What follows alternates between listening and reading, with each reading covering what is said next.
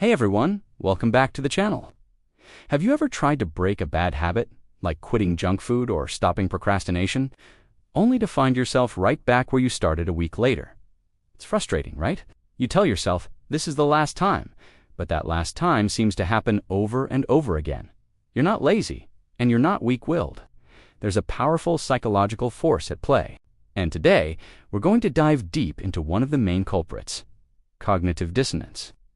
So, what exactly is cognitive dissonance? In simple terms, it's the mental discomfort you feel when your actions do want to line up with your beliefs or values.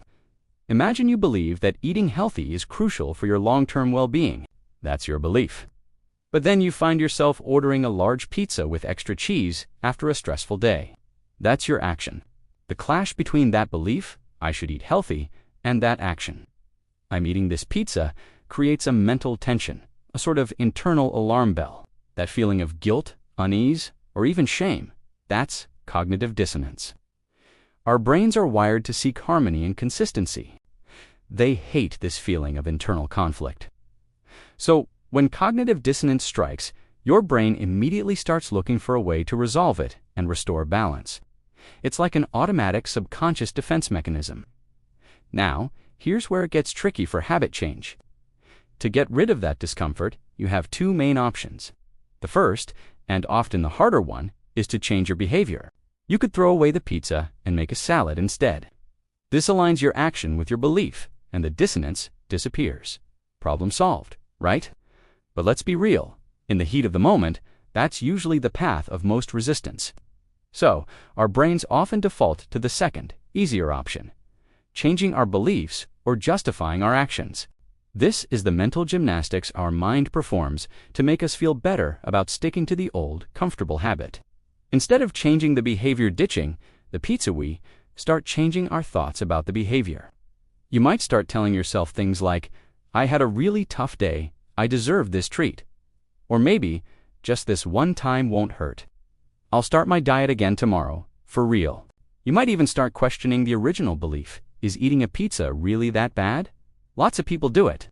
Life's too short to not enjoy things. Sound familiar?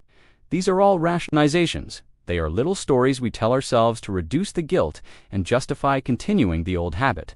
Your brain isn't trying to sabotage you. It's just trying to find the quickest, easiest path to relieve that mental discomfort.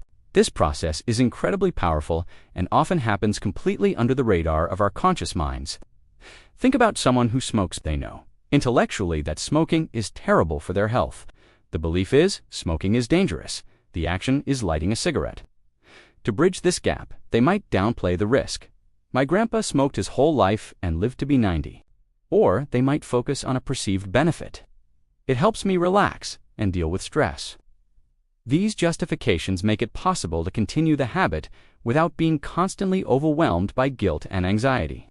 The dissonance is resolved, not by quitting, but by reframing the narrative around the action. The same principle applies to almost any habit you want to change. Want to wake up earlier? Your belief is waking up early will make me more productive. But when the alarm rings, your action is hitting the snooze button. The dissonance kicks in. So you tell yourself, sleep is more important for my health anyway, or I work better under pressure later in the day. You've just justified staying in bed, and the old habit wins again. We are masters at creating these self-serving narratives. So, when we try to introduce a new, positive habit, we're not just fighting the old behavior. We're fighting our brain's own well-oiled defense system. This system is designed to protect our current self-image and maintain consistency, even if it means sticking with habits that are ultimately bad for us. Breaking a habit means willingly stepping into that state of discomfort, that cognitive dissonance, in holding yourself there long enough for the new behavior to become the default. It requires you to consciously override your brain's automatic desire to take the easy way out. This is why simply knowing a habit is bad isn't enough to change it. We have to be prepared for the mental battle that follows.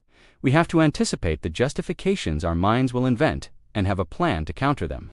For example, before you're even tempted by that pizza, you could write down the reasons why you want to eat healthier. When the craving hits and your brain starts whispering those justifications, you can pull out your list and remind yourself of your why. This helps you consciously choose the harder but more rewarding path. Understanding cognitive dissonance is the first step to reclaiming control. It pulls back the curtain on why we act against our own best interests. It's not a sign of failure. It's a fundamental part of being human. The struggle you feel when trying to change is real, and it has a name. It's the discomfort of your brain trying to reconcile what you do with what you believe. So, the next time you find yourself caught in that loop, slipping back into an old habit, don't beat yourself up. Instead, get curious. Ask yourself, what story is my brain telling me right now to make this okay? By recognizing the justification for what it is a trick to avoid discomfort, you weaken its power. You can then make a conscious choice, one that aligns with your long-term goals, not just your short-term comfort. This is where true, lasting change begins. It's about learning to sit with the discomfort and consciously choosing the action that serves the person you want to become. Thank you so much for watching. If you found this explanation helpful, give this video a thumbs up. And hit that subscribe button for more insights into the psychology of our daily lives. I'd love to hear from you in the comments. What's a habit you've struggled with, and have you noticed cognitive dissonance at play? Let's talk about it. Until next time, stay curious.